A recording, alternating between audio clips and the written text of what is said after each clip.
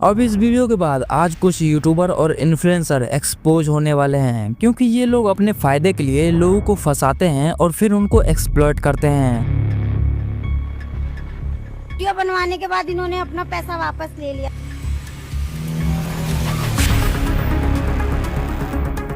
के बाद 10-5 मिनट के लिए दुकान पे आए, फिर किसी को एक आध आदमी को वीडियो बना के दे गए। आज हम इनका पूरा पर्दाफाश करेंगे, बस वीडियो को हाइप करो और एंड तक जरूर देखना। सबसे पहले बात करते हैं help by God YouTube channel के ओनर संजय कुमार की। अगर आप उनके वीडियोस देखो तो पहले ही बार में लगेगा कि भाई ये कितना बढ़िया आदमी है, गरीब लोगों की मदद करता है, रिक्शा रिपेयर करता है और उन्हें पैसे देता है, और साथ ही बैकग्राउंड में इमोशनल म्यूजिक होता है और स्लो मोशन शॉट्स होते हैं। गरीबों का मसला तो कहीं तक नहीं है, क्लिप्टेड वीडियो बनाता है, झुग्गी से बंदों को उठाता है, उसका कैमरामैन मैं हूँ ना, उसकी सफाई मैं देना जानता हूँ। मतलब ओवरऑल लगता है कि ये चैनल जेन्युइनली हेल्प कर रहा है। लेकिन अब जो मैं आपको बताने जा रहा हूँ वो थोड़ा शॉकिंग है, क्योंकि जब तक कैमरा ऑन रहता है तब तक ये दिखाया जाता है कि देखो हम गरीब की मदद कर रहे हैं, पैसे दे रहे हैं, लेकिन जैसे ही कैमरा ऑफ होता है तो कई केसेस में उनसे पैसे वापस ले लिए जाते हैं, और अगर कोई मना करे तो प्रेशर भी डाला जाता है। ऊपर स्क्रीन पे वीडियो चल रही होगी, आप एक बार रिकॉग्नाइज करना, ये वही दीदी है हमारी जो दो अपने बच्चों के साथ में खेल दिखा रही थी। जगह थी नेहरू प्लेस, इन्हें नहीं पता है वो दूर जगह है। तो दीदी वो जो दूर जगह थी आपको कौन लेके गया? वो कोई लेके गया आपको वहाँ पे? हाँ, लेकर गए थे। उसने उस वीडियो में आपको गड्डी दी है? 2 दही का डिब्बे दिए थे। हाँ, और एक मेरे पीछे में नोटे का गड्डी रखा था। गड्डी दी आपको? हाँ, वो गड्डी हम खोले और उसको खेले बढ़िया करें बच्चे को लेकर। ये काम करने के लिए कहा था? कहे थे। अच्छा। लेकिन वो सारा पैसे ले गए, सारा पैसे ले लिए? लेकिन दिए नहीं, 1 रुपया भी नहीं दिया। सिर्फ इतना ही नहीं, कुछ रिपोर्ट्स और एलिगेशन के हिसाब से ये लोग जानबूझकर एक चलती हुई रिक्शा को डैमेज करते हैं और फिर उसको रिपेयर करते हुए वीडियो बनाते हैं, अपलोड करते हैं और उससे पैसा कमाते हैं। बाबा आपका रिक्शा उसने तोड़ा था? पहिया तोड़ा था। मतलब पहले प्रॉब्लम क्रिएट करो, फिर उस प्रॉब्लम को सॉल्व करते हुए हीरो बनो और फिर उसका कंटेंट बनाओ। अब मैं यहाँ ये नहीं कह रहा कि वो सिर्फ मदद नहीं करते हैं, मैं ये कह रहा हूँ कि वो मदद का नाटक करते हैं।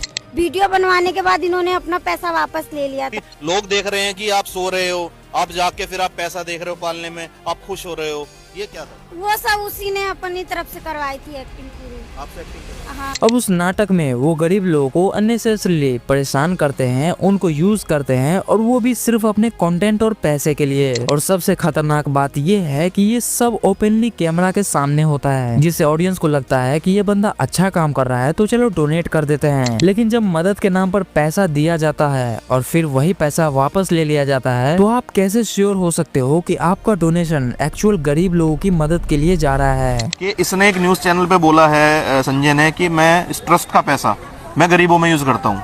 अब लोग उसका सच आपसे जानना चाहते हैं। देखिए, मैं उसका कैमरामैन रह चुका हूँ, काफी सारी वीडियो मैंने शूट भी करी है और मुझे उसका सच पूरी तरह पता है कि वो बंदा ट्रस्ट का पैसा कहाँ यूज और कहाँ नहीं करता।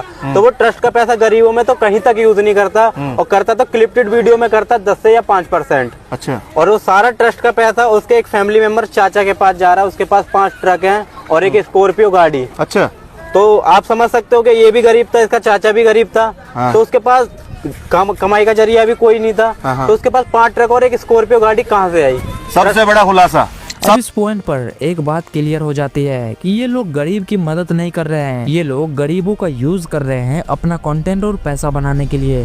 अब आते हैं थारा भाई जोगिंदर पर। देखो, मैं पहले ही इनके ऊपर 2-3 वीडियोस में बात कर चुका हूँ, लेकिन आज हम इनका एक ऐसा साइट देखेंगे जो जेन्युइनली बेकार ही है। आपने देखा होगा कि ये लोग अलग अलग जगह पर पैसे की गड्डियां छुपा देते हैं और फिर वीडियो में बोलते हैं कि लोकेशन ये है, जो सबसे पहले पहुंचेगा उसको पैसे मिल जाएंगे। लेकिन रियलिटी ये है कि ये सब सिर्फ वीडियो और सब्सक्राइबर के लिए होता है, क्योंकि जैसे ही कैमरा बंद होता है वही पैसे वापस उठा लिए जाते हैं। मतलब टेक्निकली ये अपने ही ऑडियंस के साथ एक टाइप का स्कैम कर रहे होते हैं, फॉल्स होप दिखाना और सिर्फ अपना कंटेंट बनाना। और ऑनेस्टली देखोगे तो लगेगा भाई ये तो सीधे सीधे मैनिपुलेशन है। अब पता नहीं कौन है वो लोग जो इन जैसे यूट्यूबर को फॉलो करते हैं। लेकिन अब जो मैं आपको बताने जा रहा हूँ वो थोड़ा सीरियस है। कुछ साल पहले MTV रोडीज के एक सीजन कर्मकांड के टाइम जोगिंदर के ऊपर 18 करोड़ रुपए के डोनेशन स्कैम के एलिगेशन लगे थे। अब जो लोग नहीं जानते उनको मैं बता देता हूँ कि ये एलिगेशन ये था कि एक बच्ची के इलाज के नाम पर डोनेशन कलेक्ट किया गया था। पैसे लोगों से मांगे गए, लेकिन बाद में कुछ रिपोर्ट्स और क्लेम में बोला गया कि वो पैसे उस बच्ची तक पहुंचा ही नहीं, और ये भी बोला गया कि पैसे का मिसयूज हुआ।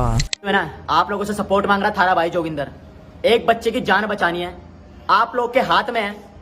ये मत सोचना कि जोगिंदर भाई तू ऐसा क्यों कर रहा है। ये जो छोटा सा बच्चा दिख रहा है आप लोगों को, इस बच्चे को एक इतनी भयंकर बीमारी है SMA नाम की, जिसका इलाज हमारे हिंदुस्तान के अंदर नहीं है, इसका इलाज अमेरिका से है। इस बच्चे को 17.5 करोड़ रुपए का इंजेक्शन लगना है, 17.5 करोड़ का। इसकी माँ के ना इतने ज्यादा गंदे हालात हो चुके हैं, इनके पापा बेचारे भारत के हर कोने में घूम रहे हैं, पैसा अरेंज नहीं हो पा रहा। आप लोग हमेशा जितनी भी बड़ी बड़ी कम्युनिटी है, बड़े बड़े बच्चे या लोग हैं जो भी मेरी वीडियो देख रहे हैं, इस बच्चे की बस जान बचा दो। 18 करोड़ का कांड, व्हाट इज दिस? सर एक बच्चा था, उसको SMA नाम की बीमारी थी, तो मेरे पास कॉल आता है कि भाई जोगिंदर एक लड़का है, उसकी ना तबीयत खराब है, 18 करोड़ इंजेक्शन है, वो अरेंज कराना है। मैंने कहा टेंशन मतलब मेरे को कितनी वीडियो बनानी पड़ जाए। सर मैंने फेसबुक पे वीडियो डाली, 2 दिन में 30 मिलियन व्यूज ऐसे आ गए थे, तो सर 2.5 करोड़ रुपए अरेंज हो गए थे 1 महीने के अंदर। उसके बाद कहीं से हमें पता चला कि उनकी फैमिली के पास है ना किसी NGO ने सपोर्ट कर दिया, बट सर वो 2.5 करोड़ का ऊपर लगा था कि तूने खाया है, क्योंकि सर मैंने अपना घर बनाया था।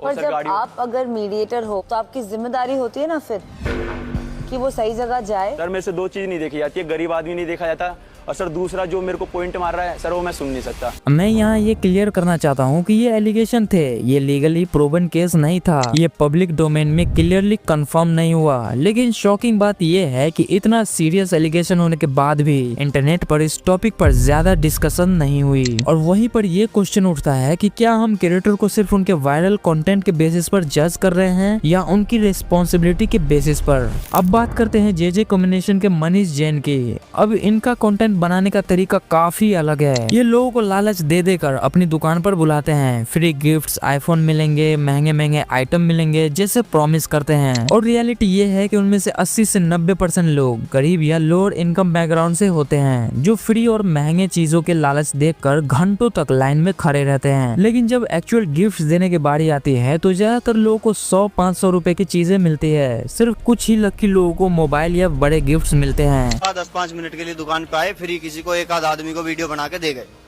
ये है सीन। फ्री में गिफ्ट भी बांटते हैं। कुछ नहीं मिल रहा है। इंटरनेशनल फोन इन्होंने मुझे बताया, iPhone 14 Pro 96,000 रुपए का बताया, वो इंटरनेशनल है, उसके साथ बिल भी नहीं मिल रहा है। इनकी दुकान का खुद का बिल मिलेगा, बस 1 साल की आपको वारंटी मिल जाएगी, पर कुछ नहीं है इंटरनेशनल मोबाइल। अब वीडियो में तो ये दिखाया जाता है कि जैसे हर कोई आईफोन लेकर जा रहा हो, लेकिन रियलिटी में लोगों को घंटों वेट कराया जाता है, लोगों के एक्साइटमेंट को बढ़ाया जाता है, उनकी होप को मिल्क किया जाता है ताकि कंटेंट बन सके, व्यूज आए और बिजनेस चलता रहे। लेकिन ये बात शायद आपको और ज्यादा डिस्टर्बिंग लगे, क्योंकि कुछ केस में ऐसा भी बोला गया कि कुछ गरीब लोगों को कैमरा के सामने आईफोन दिया गया और कैमरा ऑफ होने के बाद वो फोन वापस ले लिया गया। तो आप ही हो ना भैया जिसको JJ कम्युनिकेशन की तरफ से आईफोन मिला था? हाँ जी। ये आप ही हो? हाँ हमें। पहचान रहे हो आप? हाँ हमें है।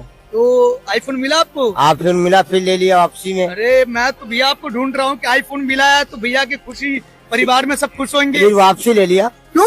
पता नहीं भाई, उनकी मर्जी थी। तो ये तो आपको सरेआम दिखाई दे रहा है कि आपको मिला है, आप कह रहे हो वापस ले लिया।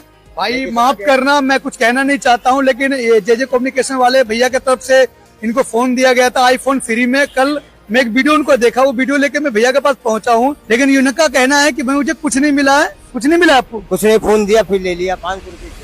अब ये लोगों के साथ स्कैम नहीं तो और क्या है। लेकिन एक बात और है जिसको देखकर तो आपको लगेगा कि ये तो गरीब लोगों को एक्सप्लॉइट ही कर रहे हैं, क्योंकि ये लोग फिजिकल डिसेबल्ड लोगों को गिफ्ट देकर उसके इमोशन को कैप्चर करते हैं और फिर उसको कंटेंट बनाकर पैसे कमाते हैं। और यहीं से एक बात क्लियर हो जाती है, ये सिर्फ गिफ्टिंग कंटेंट नहीं है, ये एक इमोशनल मैनिपुलेशन मॉडल है जिसमें गरीब लोगों की होप को मोनेटाइज किया जाता है। लेकिन सूरज शर्मा को आप स्कैमर ही बोल सकते हो, क्योंकि ये एक टाइम पर हर जगह फ्री में ट्रैवल करता था, जिसमें ये इंडिया का झंडा लेकर घूमता था और लोगों से लिफ्ट मांग मांग के पूरा भारत भ्रमण करता था।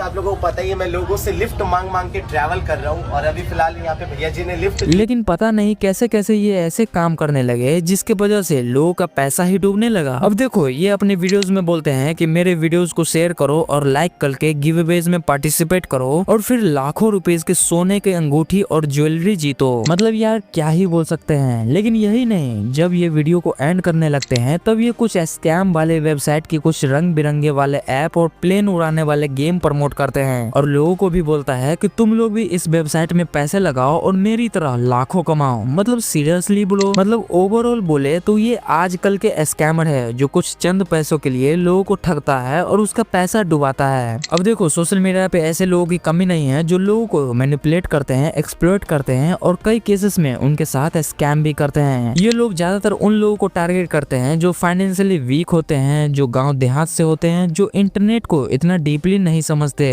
और इनको भी पता होता है कि अगर कोई पढ़ा लिखा अवेयर बंदा इनका कंटेंट देख लेगा तो वो क्वेश्चन उठाएगा, क्रिटिसाइज करेगा। इसलिए कई बार ये लोग कमेंट सेक्शन ऑफ रखते हैं या सिर्फ पॉजिटिव कमेंट्स अलाउ करते हैं, लेकिन एंड में नुकसान हमेशा सिर्फ ऑडियंस का ही होता है। इसलिए जरूरी ये है कि हम सिर्फ इमोशन को देखकर किसी को फॉलो ना करें, बल्कि थोड़ा सोच समझकर जज करें कि कौन सच में मदद कर रहा है और कौन मदद का नाटक कर रहा है। क्योंकि सोशल मीडिया पर हर अच्छा दिखने वाला कंटेंट एक्चुअली अच्छा हो वो जरूरी नहीं। लेकिन कहानी यही खत्म नहीं होती, क्योंकि मैंने और भी यूट्यूबर्स के बारे में वीडियो ऑलरेडी बना रखा है जो लोगों के साथ स्कैम करते हैं, तो आप इस वीडियो पे क्लिक करके उसे देख सकते हो। मैं आपसे उसी वीडियो में मिलूंगा, तब तक के लिए बाय बाय।